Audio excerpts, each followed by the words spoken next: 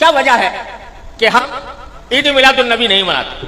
لیکن یوم پاکستان مناتے ہیں، آزادی پاکستان کا دن مناتے ہیں؟ تو میں اس کی وضاحت کرنا چاہتا ہوں کہ اس میں کوئی شک و شبہ نہیں ہے کہ اس کائنات کی تاریخ میں سب سے بڑا عظیم دن وہ تھا جس میں اللہ تبارک و تعالی نے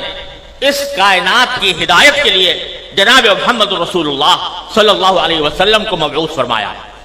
اس سے زیادہ عظیم دن انسانی تاریخ میں کوئی اور نہیں جس میں آپ تشریف لائے، لیکن آپ ہی کی تعلیمات اور آپ ہی کی سنت اور آپ کے جانثار صحابہ کرام کی سنت یہ ہے کہ انہوں نے کبھی نبی کریم صلی اللہ علیہ وسلم کا دن نہیں منایا، اور اس لیے نہیں منایا کہ اللہ تبارک و تعالی نے رسول کریم صلی اللہ علیہ وسلم کو اس لیے مبعوث فرمایا تھا تاکہ آپ کی ہدایت کی روشنی سے یہ کائنات منور ہو اور لوگ آپ کی تعلیمات کی اتباع اور پیروی کریں۔ آپ کی ذات والا صفات وہ ہر قسم کی رسمی کارروائیوں سے کہیں بالا تر ہے، اور حضرات صحابہ کرام جو آپ کی زندگی کے ایک سانس کے بدلے اپنی ساری زندگیاں نچھاور کر سکتے تھے، انہوں نے کبھی یہ دن نہیں منایا۔ جب انہوں نے جو کوئی چیز نہ منائی ہو اور انہوں نے اس سے اعتراض کیا ہو اور اس کے بجائے ساری زندگی اتباع سنت کی کوشش کی ہو، اس کو اگر ہم منانا شروع کریں تو دین کے اندر ایک اضافہ ہوگا، دین کے احکام میں ایک اضافہ ہوگا، اور دین کے کام میں کوئی اضافہ وہ بدعت کہلاتا ہے۔ من احدث فی امرنا ھذا فہو رد، تو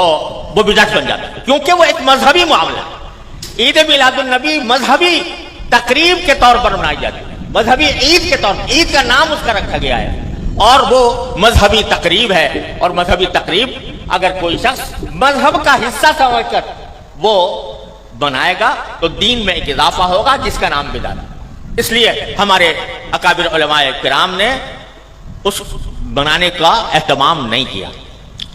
جہاں تک یہ 14 اگست کا تعلق ہے، 14 اگست کے یوم آزادی کا تعلق ہے، یہ کوئی مذہبی تقریب نہیں ہے،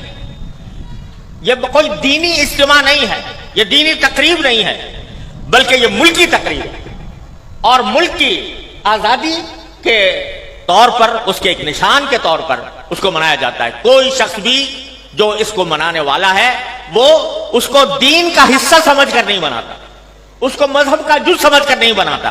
بلکہ ایک ملکی تقریب ہے۔ ایک ملک کے اللہ تبارک و تعالیٰ نے ایک ملک ہمیں عطا فرمایا، اور ایسا ملک عطا فرمایا جس کی تفصیل مولانا عزیز الرحمان صاحب نے بیان کی ہے، تو وہ ہم ایک ملک کی تقریب کے طور پر بناتے ہیں۔ بدعت اس وقت بنتی ہے کوئی چیز جو شریعت میں نہ ہو اور شریعت کا حصہ اس کو بنا دیا جائے، لیکن یہ کوئی شریعت کا حصہ نہیں، یہ کوئی دین کا کوئی دینی